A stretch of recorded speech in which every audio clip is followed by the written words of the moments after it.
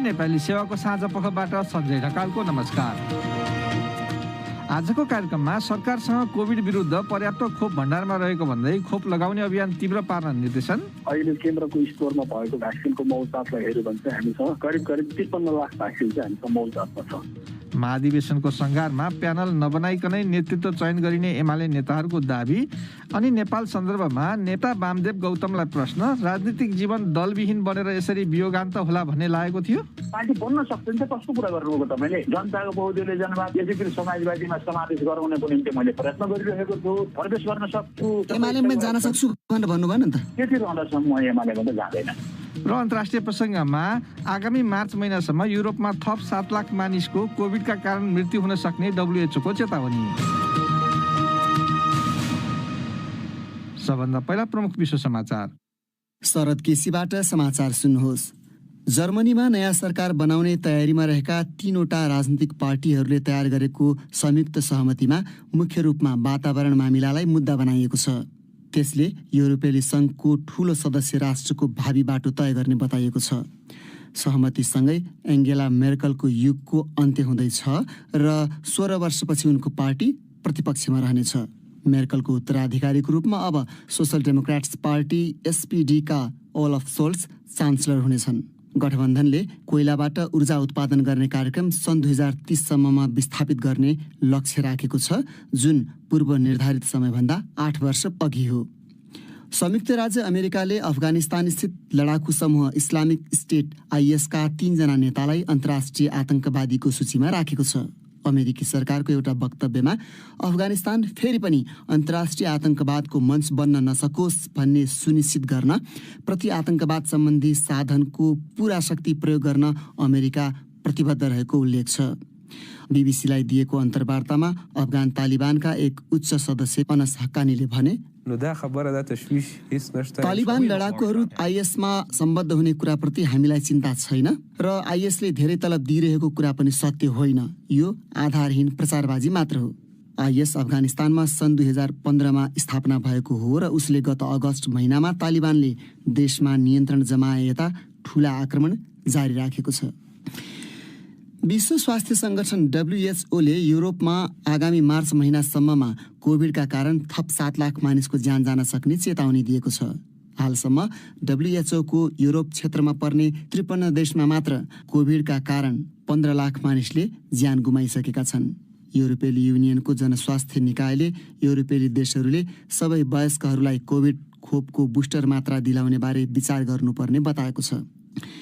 परमाणु गतिविधिको निगरानी गर्ने संयुक्त राष्ट्रसङ्घीय निकायका प्रमुखले आणविक कार्यक्रमबारेको विवाद सुल्झाउन इरानी अधिकारीहरूसँग आफू सहमतिमा पुग्न नसकेको बताएका छन्। तेहरानबाट मङ्गलबार फर्किएका रफाल ग्रोसीले सन् 2015 मा इरानसँग भएको अन्तर्राष्ट्रिय परमाणु सम्झौता जोगाउने समय अब घर्किरहेको टिप्पणी गरे।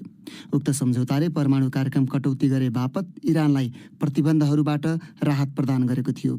वाशिंटनले 3 वर्ष अघि उक्त सम्झौताबाट आफू अलग भएको घोषणा गरेको थियो। त्यो सम्झौता जोगाउन आउँदो सोमबार भियनामा औपचारिक वार्ता हुँदैछ।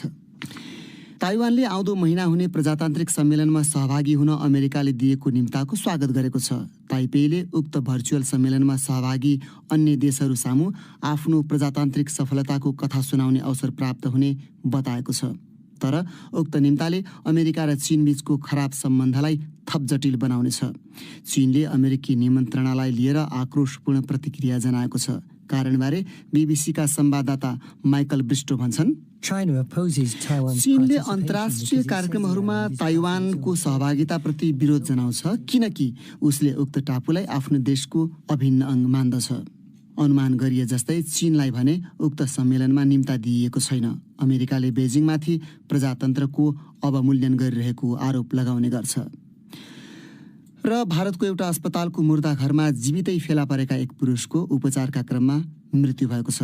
राजधानी दिल्ली नजिकै मोटरसाइकलको ठक्करबाट घाइते श्रीकेश कुमारलाई अस्पताल पुर्याइए लगत्तै मृत घोषणा गरियो र शव परीक्षणको निम्ति मुर्दाघरको फ्रिजमा राखिएको थियो। तर केही घण्टापछि पुगेका नातेदार र प्रहरीले उनले सास फेरिरहेको देखेका थिए।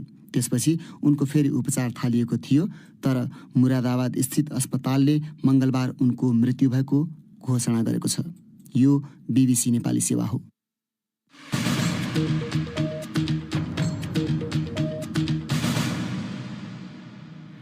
साझा पखमा यहाँलाई स्वागत छ।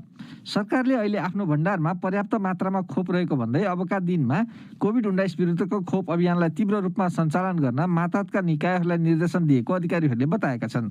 स्वास्थ्य सेवा विभागका अधिकारीहरूका अनुसार प्रदेश स्वास्थ्य निर्देशनालय, प्रदेश स्वास्थ्य आपूर्ति व्यवस्थापन केन्द्र र स्वास्थ्य कार्यालयहरूलाई त्यस्तो निर्देशन दिएको हो। खोप अभियान चलिरहेको बेला कतिपयले व्यवस्थित र समानुपातिक वितरण नभएको भन्ने प्रश्न पनि उठाएका छन्। विष्णु पोखरेलको रिपोर्ट। सरकारले आगामी पुष मसान्तभित्र लक्षित समूहमध्ये 2/3 र वैशाख मसान्तभित्र सबैलाई खोप उपलब्ध गराइसक्ने लक्ष्य राखेको जनाएको छ। स्वास्थ्य सेवा विभागको परिवार कल्याण महाशाखा अन्तर्गतको खोप शाखाका प्रमुख सागर दाहालले अहिले नेपालमा पर्याप्त मात्रामा कोभिडको खोप रहेकाले त्यसलाई खपत गर्नका लागि अभियान तीव्र पार्नुपर्ने आवश्यकता रहेको बताए। प्रदेशको स्टोरमा र अहिले चाहिँ केन्द्रको स्टोरमा भएको भ्याक्सिनको मौजातलाई हेऱ्यो भने चाहिँ हामीसँग करिब 53 लाख भ्याक्सिन चाहिँ हामीसँग मौजातमा छ। भ्याक्सिनहरू क्रमशः जिल्लाहरू हुँदै चाहिँ पालिकाहरूमा गइरहेको पनि अहिले दिनौँ त्यो प्रक्रिया पनि चलिरहेको छ। हामी भ्याक्सिन उपलब्ध गराउँछौँ र हामीले रणनीतिहरू यहाँबाट दिन्छौँ। त्यसको लागि आवश्यक पर्ने स्रोतहरू पनि परिचालन गरिसकेका छौँ। अब अभियानहरू सञ्चालन गर्ने हो कि नियमित खोप केन्द्रमा राखेर चाहिँ खोप चाहिँ सञ्चालन गर्ने हो कि भन्ने कुरा चाहिँ प्रदेशले र स्थानीय तहहरूले चाहिँ निर्णयको लागि चाहिँ हामीले उहाँहरूलाई त्यो लिबर्टी दियौँ भनौँ, अथवा त्यो चाहिँ उहाँहरूबाट चाहिँ त्यो अपेक्षा गरेका छौँ। स्वास्थ्य मन्त्रालयले सार्वजनिक गरेको विवरण अनुसार हालसम्म नेपालमा अनुदान पाइएको र नेपालले किनेको विभिन्न कम्पनीका गरी 2.5 करोड मात्राभन्दा बढी खोप आइसकेको छ। त्यसमध्ये 1 करोड 71 लाख भन्दा बढी मात्रा खपत भइसकेको छ। त्यस्तै 3 करोड 56 लाख मात्रा खोप आउने निश्चित भइसकेको अधिकारीहरूले बताएका छन्। तर सरकारले गठन गरेको खोप सम्बन्धी विज्ञ समूहका संयोजक डाक्टर श्यामराज उप्रेती नेपालमा अझै केही स्थानमा भिड देखिए पनि मानिसहरूले खोप लगाउने दर कम भएको बताउँछन्। उनी खोप लगाउने दर बढाउन सुझाव दिँदै भन्छन्, अहिलेसम्म लगाउन लाउने को हो, कुन ग्रुप हो, कुन समूह हो, कुन भूगोल हो, त्यहाँ विशेष कार्यक्रम सञ्चालन गर्नुपर्ने हुन्छ।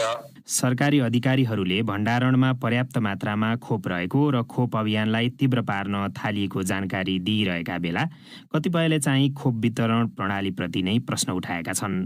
तर अधिकारीहरू खोपको व्यवस्थित वितरणका लागि आवश्यक उपायहरू अपनाइरहेको बताउँछन्।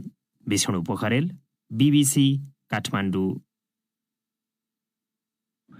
आन्तरिक विवाद र पार्टी विभाजनपछि केन्द्रसहित 5वटा प्रदेशमा आफ्नो नेतृत्वको सरकार गुमाएको प्रमुख प्रतिपक्षी नेकपा एमालेको शुक्रबारबाट सुरु हुने महाधिवेशनमा गुटबन्दी अन्त्यका लागि प्यानल नबनाई उम्मेदवारी दिने नेताहरूले दाबी गरेका छन्। नेतृत्वमा दोहोरिने तयारी गरिरहेका अध्यक्ष केपी ओलीलाई महाधिवेशनमा उपाध्यक्ष भीम रावलले चुनौती दिने बताएका छन्।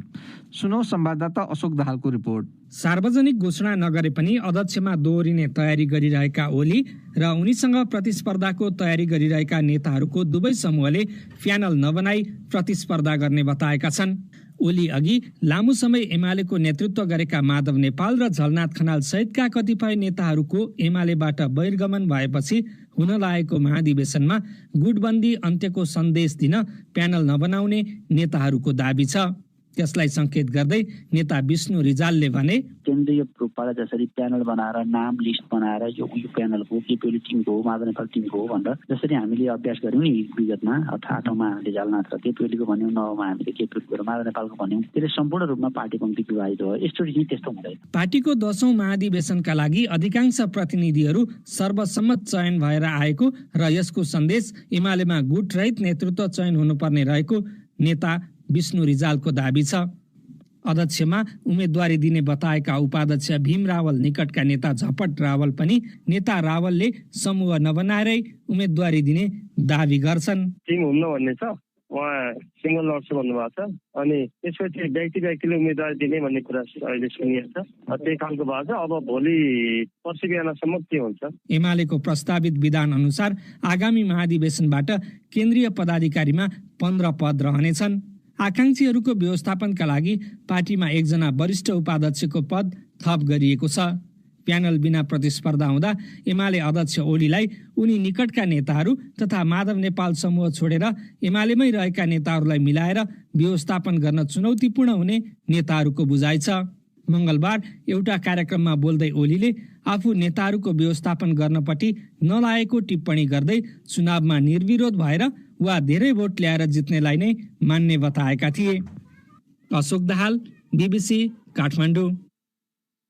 राष्ट्रिय जनगणनाका निम्ति अहिले गणकहरू देशैभरि खटिएका छन्। सहर बजारदेखि लिएर दुर्गम कुना कन्दरासम्म पुगेर यकिन तथ्याङ्क जुटाउने काम निकै चुनौतीपूर्ण रहेको बताइन्छ। यसै मेसोमा दार्चुलाका केही दुर्गम स्थानसम्म पुग्न भने गणकहरूले केही समय कुर्न पर्यो। कारण थियो आफ्नै देशभित्रको गाउँ जान भारतीय बाटो प्रयोग गर्ने अनुमति नपाउनु।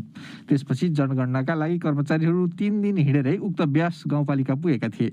सुनौ साथी स्वेच्छा राउतले तयार पारेको यो रिपोर्ट। हाल मूल प्रश्नावली भर्ने काम भइरहेको छ। नेपालले ब्यास गाउँपालिकाको छाङ्ग्रु र तिनकर गाउँमा भारतीय भूमि हुँदै जनगणना गर्न जाने अनुमति मागेको करिब 15 दिन भयो।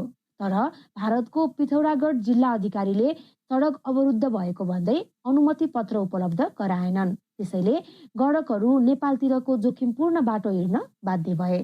ब्यास गाउँपालिका वडा नम्बर 1 का वडाध्यक्ष अशोक सिंह बोहराका अनुसार तिनकर र छाङ्ग्रुबाट सदरमुकामसम्म पुग्न पैदल 5 दिन हिँड्नुपर्छ।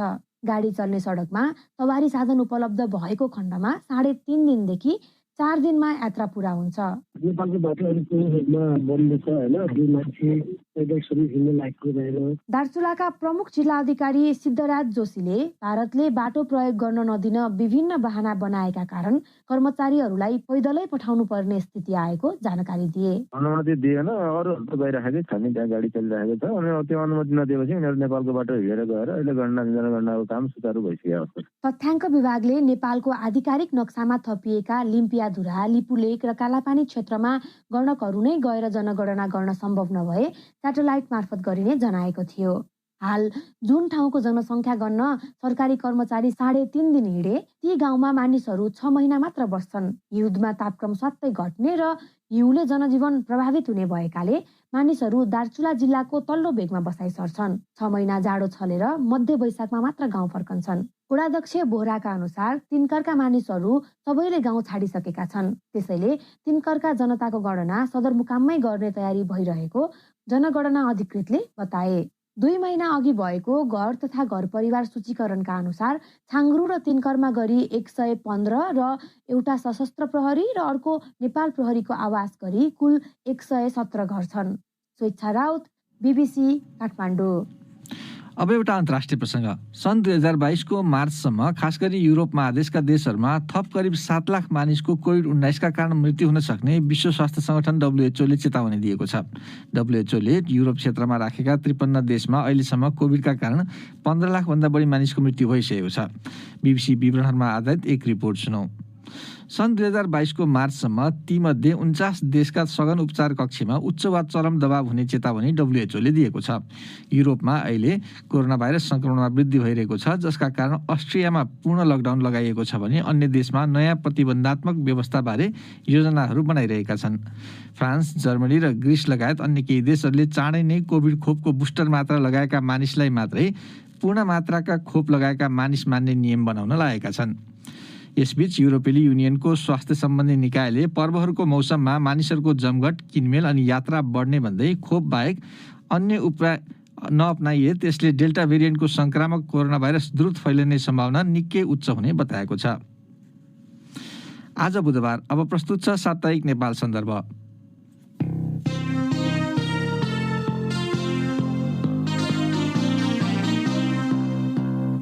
नेपाल सन्दर्भबाट शरद केसीको नमस्कार।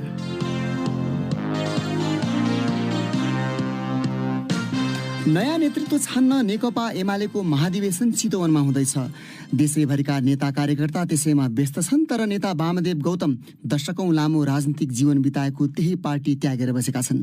अध्यक्ष केपी शर्मा ओलीसँगको मत भिन्नताका कारण अन्य नेताहरूले भने नेकपा एकीकृत समाजवादी गठन गरेका छन् र ओलीलाई चुनौती दिँदै हिँडिरहेका छन्, तर गौतम त्यस पार्टीमा पनि छैनन्। नेकपा निर्माण र विभिन्न कालखण्डमा अन्य वामपन्थी दलहरूबीच एकता र सहकार्यको प्रयास समेत गरेका वामदेव गौतम अहिले भने आफै दलविहीन बनेका छन्। आज साप्ताहिक नेपाल सन्दर्भका लागि हामीले उनै नेता वामदेव गौतमसँग कुराकानी गरेका छौँ। सबभन्दा पहिले हामीले उनलाई सोधेका थियौँ, तपाईँले राजनीतिबाटै सन्यास लिनुभएको हो? राजनीतिबाट सन्यास लिने त सवालै आउँदैन, किनभने मैले आफ्नो जीवनको 60 वर्षभन्दा धेरै समय राजनीतिमै बिताएको छु। त्यसबाट मैले सन्यास लिन्छु भन्दाखेरि पनि त्यो सन्यास हुँदैन। तपाईँ त 73-74 वर्षको भइसक्नुभयो, एमालेमा यो 70 वर्षको जुन प्रावधान फेरि ल्याइयो त्यसले गर्दा नगएको हो? त्यसले गर्दा नगएको होइन। म रहिरहेको भए सल्लाहकार र ज्येष्ठ कम्युनिस्ट मञ्चको सदस्य हुन सक्थेँ, तर वास्तवमा मैले कमरेड केपी ओलीको नेतृत्व शैलीमा गम्भीर मतभिन्नता उत्पन्न भएपछि त्यहाँ रहन उपयुक्त ठानेन, त्यसबाट राजीनामा दिएको हुँ। त्यो त अब एक खालको निष्क्रिय खालको भयो, कुनै कार्यकारी भूमिका नहुने भयो भनेपछि अब त्यति मोह पनि नभएको हो कि? म त्यहाँ भएको भए उमेर हद 70 अनुपयुक्त छ, अमानवीय छ र नेपालको संविधानको मौलिक अधिकार विपरीत छ, त्यसपछि यसलाई हटाउनुपर्छ भनेर प्रस्ताव राखिदिए र त्यो कहिले पनि संसारमा कहीँ पनि लागू नहुने अवस्था र भविष्यमा गएर गल्ती महसुस गर्दै आत्मलोचना सहित राजनीतिमा उमेर लागू गर्ने विषय गलत थियो भनेर निष्कर्ष निकाल्ने छन्। यस्तो होला नि त वामदेवजी, अब त सुन्नलाई अलि अप्रिय पनि लाग्ला, तर नेताहरूले आर्यघाट नपुग्दासम्म कहिले पनि राजनीतिबाट सन्यास नलिने स्वैच्छिक रूपमा सधैँ विफल भइराख्ने तर दोहोरिराख्ने, पार्टीमा सरकारमा आइराख्ने यो प्रवृत्ति अलिकति एक हदसम्म निरुत्साहित होस् भनेर पनि राख्या हो कि त्यो 70 वर्षको प्रावधान? होइन, होला, त्यस्तो पनि होला, तर नदोहोरिने त नेपालमा पनि छैन। हाम्रै पार्टीभित्र एमाले भित्र एउटा पदमा 2 कार्यकाल भन्दा बढी पार्टीको प्रमुख कार्यकारी पदमा बस्न नपाउने भनेर भन्यौँ। तपाईँ एमालेमा केपी ओलीको कार्यशैलीप्रति असहमति जनाउँदै म गइन भन्नुभयो, म रहिन त्यहाँ भन्नुभयो, अनि माधव नेपालतिर किन नगएको, माओवादीतिर किन नगएको, प्रचण्डतिर? मैले के भने कमरेड माधव नेपालसित एकपटक पार्टी विभाजन गरे, फेरि अर्को पटक पार्टी विभाजन, अर्को पटक पार्टी विभाजन फेरि राख्दैन, विभाजनमा म सामेल हुँदैन। तर फेरि तपाईँहरूले पार्टी निर्माण गर्नुभयो र तपाईँहरूले नीति विचार मलाई चित्त बुझ्ने ल्याउनुभयो भनेदेखि म नेकपा एमाले परित्याग गरेर तपाईँको पार्टीमा प्रवेश गर्नेछु भनेर मैले भने। जब उहाँहरूको घोषणा पत्र र विधान हेरेँ, जनताको बहुदलीय जनवाद मार्गदर्शक सिद्धान्त छैन र ध्यान नदिँदाखेरि त्यस्तो भएको हो कि भनेर म बुझ्न पनि गएँ कमरेड माधव नेपालसित। होइन, जान हटाएकै हो, तर तपाईँ आउनुभयो भने मैले पनि तपाईँलाई साथ दिन्छु, फेरि ल्याउन सकिन्छ नि भन्ने कुरा गर्नुभयो। अनि मैले त्यो के भने त्यस्तो मैले गर्दैन, किनकि मानिलिनुहोस् जनताको बहुदलीय जनवादको विपक्षमा बहुमत भयो र मैले सङ्घर्ष गर्न चाहेँ भने सबैले मलाई के भन्नेछन् भनेदेखि तपाईँ जनताको बहुदलीय जनवाद मार्गदर्शक नभएको ढोकाबाट छिरेर आइसकेपछि तपाईँले बखेर निकालिराख्नु भएको छ भनेर भन्यो भने मैले के गर्ने? नैतिक रूपले त्यस्तो गर्न मिल्दैन भन्ने मलाई लाग्यो। अर्को चाहिँ तपाईँले भन्नुभयो माओवादीमा त म माओवाद उहाँहरूले अवलम्बन गर्दासम्म र जनयुद्धको जगमा निर्माण भएको हाम्रो पार्टी भन्दा उहाँहरूले भन्दासम्म म त्यसमा प्रवेश गर्न सक्दैन। जुन पार्टीले बहुदलीय जनवादलाई अंगीकार गरेर अगाडि बढाइराखेको छ त्यही पार्टीमा रहिराख्न के समस्या भयो? एउटा व्यक्तिका कारणले तपाईँ पार्टी किन छोडेको त्यसो भए? एउटा व्यक्ति होइन कि त्यहाँ एउटा यस्तो स्थिति बन्यो सही र गलतको बिचमा कमरेड केपी ओलीले गलतलाई सही भन्दा पनि सही नै भन्ने, सहीलाई गलत भन्दा गलत भन्ने, त्यस्तो किसिमको पंक्ति तयार भयो। मैले त्यसलाई सुधार गर्न सक्ने अवस्था मैले देखिनँ। म चाहिँ त्यस्तो किसिमको दासत्व मनोवृत्ति बोकेर चाहिँ म हिँड्न सक्दैन। तर नेकपा विभाजनको निम्ति मलजल गर्ने प्रमुख पात्र तपाईँ हो भन्छन् दुवै पक्षका नेताहरूले। गलत कुरा। सर्वोच्च अदालतले हाम्रो पार्टीलाई पूर्व अवस्थामा फर्काइदिएपछि दुईटा पार्टी भएपछि म एकताको निम्ति प्रयत्न गरेँ। पछि एमाले भित्र विभाजन देखा पर्यो, फेरि एमाले नै एकता गराउनुको निम्ति म लागेँ। म चुप लागेर बसिनँ, अनेकौँ प्रयत्न गरेँ। त्यो एकता सम्भव नभएपछि मैले कमरेड केपी ओलीलाई भने, कामरेड अब तपाईँको नेतृत्वमा बस्न सक्ने स्थिति भएन, त्यस भएर म आजदेखि तपाईँसित रहन्न भनेर राजीनामा दिनुभन्दा पहिले भने। र कमरेड केपीले 5-7 मिनट भए पनि तपाईँले मैले छुट्टै बसेर सरसल्लाह गरौँ न, तपाईँ अहिले भर्खर किन त्यसो भन्नुहुन्छ पनि भन्नु भएन, ओके भन्नुभयो। मैले बुझेँ कि उहाँले मलाई भरसक जाओस् नै भन्ने ठान्नुभएको रहेछ भन्ने लाग्यो। अनि अब यता माधव नेपालको एकीकृत समाजवादीमा उहाँहरूले त्यो ल्याउनु भएन। तर मैले के भनेको थिएँ भने राजीनामा गरेर पार्टी प्रवेश गर्नेछु भनेर मैले देखाउनु थियो। मैले त्यसो गरेँ भने उहाँहरूले जनताको बहुदलीय जनवाद समाज गर्नुहुन्छ कि भनेर पहिले नै मैले राजीनामा गरेँ। राजीनामा गरिसकेपछि पनि उहाँहरूले ल्याउने कुनै छाँटकाट देखाउनु भएन। म माधव नेपालजीको नेतृत्वमै बसेर चाहिँ काम गर्ने भनेर भन्ने मलाई लागेको थियो। म अन्तिम बेलासम्म प्रयत्न गरेँ। आज पनि म मार्क्सवाद, लेनिनवाद र जनताको बहुदलीय जनवाद मार्गदर्शक सिद्धान्तको रूपमा उहाँहरूले समावेश गर्नुहुन्छ आफ्नो दस्तावेजमा भने म सहर्ष त्यो पार्टीमा जान्छु।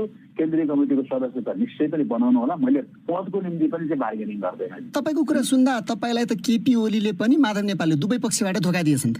धोका दिएको मलाई भन्नाले मैले त्यसै भनेरै आएको छु धोका दिने होइन। यस्तो 5-7 मिनट यसो केपी ओलीले कुरा गर्ने प्रस्ताव गरिहाल्छन् कि भनेर तपाईँको मनमा रहेछ? हुन्छ राजीनामा दिन जानुहोस् भने जस्तो जुन साथीसित मैले 42 वर्ष बिताएको छु सँगै अनेकौँ घडेर मैले साथ दिएको छु, मैले बोकेर उहाँलाई चाहिँ अध्यक्ष बनाउनको भूमिका खेल्ने, प्रधानमन्त्रीको निम्ति भूमिका खेले, त्यो साथीले म तपाईँको साथ छोड्छु भन्दाखेरि उहाँले होइन यसो नगर्नुहोस्, तपाईँले म छुट्टै बस्नुपर्छ भनेर भन्न सक्नुहुन्थ्यो कि, किनकि राजनीतिक किसिमले हामी अलग भयो। तर मित्रतापूर्ण सम्बन्ध पनि हुन्छ नि त। मैले पार्टी विभाजन हुने क्रियाकलाप नगरौँ भनेर प्रचण्डलाई पनि भने, माधवलाई पनि भने, झलनाथलाई पनि भने, सबैलाई भने। त्यत्रो भ्रष्टाचारी भनेर दस्तावेज बनाउनु भयो अनि त्यो खेसरा गर्ने मस्यौदा गर्ने सबै तपाईँले नै तयार गर्नु बिल्कुल गलत। हामीले जुन सैद्धान्तिक सङ्घर्ष गरेका छौँ त्यसको मेमोरी खै, भोलि इतिहास कसैले खोज्छ, त्यसको दस्तावेजमा आधारित भएर हामीले सङ्घर्ष गर्नुपर्छ भन्ने पहिलो प्रस्ताव मैले राखेको र उहाँहरूलाई चित्त बुझ्यो। उहाँहरूले तपाईँले तयार गर्नुहोस् भनेर भन्नुभयो। पहिले मैले तयार गरेर 2 पेजको दिएँ, यो त ज्यादै संक्षिप्त भयो भनेपछि मैले फेरि लेखेँ 5 पेजको भयो।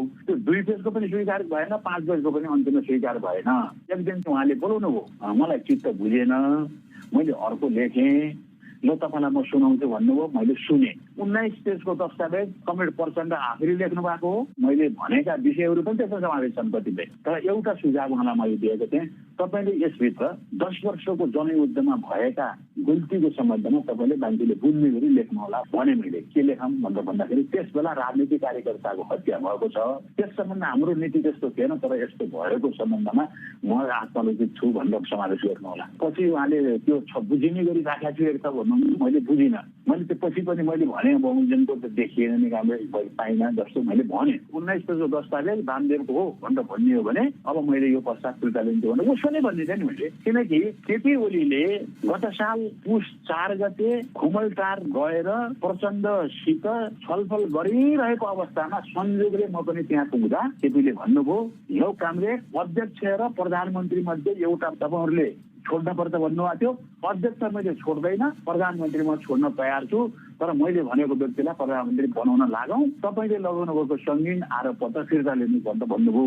मैले त्यस बेला कमरेड प्रचण्डलाई भने, कमरेड यो हाम्रो लडाइँको जित हो, त्यसबाट यो आरोप पत्र फिर्ता लिनु। प्रचण्डले म फिर्ता लिन्न, नाम पो मेरो पर्याय गरे, तपाईँले नै यो लेख्न लगाउनु भएको, यो आरोप पत्र तपाईँको भनेर उहाँले केपीको अगाडि भन्नुभयो। त्यसपछि 5-7 मिनट अरू पछि बस्यौँ। केपी ओली जाने बेलामा के भन्नुभयो भने, म पार्टी एकताको निम्ति प्रधानमन्त्री छोड्न तयार भएको हो, पार्टी एकताको पक्षमा तपाईँ हुनुहुन्छ रहन्छ, मैले त्यही बुझेँ। अब तपाईँले भोलि बिहान मेरो विरुद्धमा अविश्वास प्रस्ताव राख्नुहुन्छ, बहुमतबाट प्रधानमन्त्रीबाट मलाई हटाउनुहुन्छ, त्यसपछि केन्द्रीय कमिटीको बैठक बोलाउनुहुन्छ र मलाई साधारण सदस्यबाट समेत निष्कासन गर्नुहुन्छ। मैले यही बुझेँ। तपाईँले जुन हतियार प्रयोग गर्दै हुनुहुन्छ, तपाईँले हतियार प्रयोग गर्नुभन्दा पहिले नै मैले 10 गुणा ठुलो शक्तिशाली हतियार प्रयोग गर्छु, तपाईँहरू सब ढल्नुहुन्छ, ल म गएँ भनेर केपी ओली त्यहाँ जानुभयो। केपी ओलीले त्यो बेलामा अर्को मान्छेलाई प्रधानमन्त्री बनाऊ भनेको पात्र चाहिँ को? अब पात्र त उहाँले नभन्नु भएको हुन्थ्यो, तर उहाँले ट्याक्क वामदेवलाई बनाऊ भनेर भन्नुभयो। त्यत्रो गम्भीर समस्या छलफल गरिराखेको बेला म नभएको बेला भन्नुभएको हुन्थ्यो, तर वामदेवलाई बनाऊ भनेर भन्नुभयो। र प्रचण्डले त्यसपछि तपाईँले अहिले राजीनामा गर्नुहोस् भन्नुभयो। म राजीनामा गर्न तयार छु र वामदेव प्रधानमन्त्री हुने ग्यारेन्टी कसरी गर्नुहुन्छ? वामदेव त अहिले उम्मेदवार पनि बन्न पाउनुहुन्न, त्यसबाट पहिला यो गरौँ, त्यसपछि वामदेवलाई राष्ट्रिय सभालाई राजीनामा गर्न लगाउँ, एउटा जित्न सकिने निर्वाचन क्षेत्रको साथीलाई राजीनामा गराएर राष्ट्रिय सभा सदस्य बनाऊ। वामदेवलाई त्यहाँ तपाईँ र म चुनाव प्रचार गर्नु गइसकेपछि जिताएर ल्याइन्छ, जिताएर आएको अर्को दिन मैले राजीनामा गर्छु, त्यसपछि वामदेवलाई प्रधानमन्त्री बनाऊ भन्ने यस्तो चाहिँ प्रस्ताव गर्नुभएको थियो।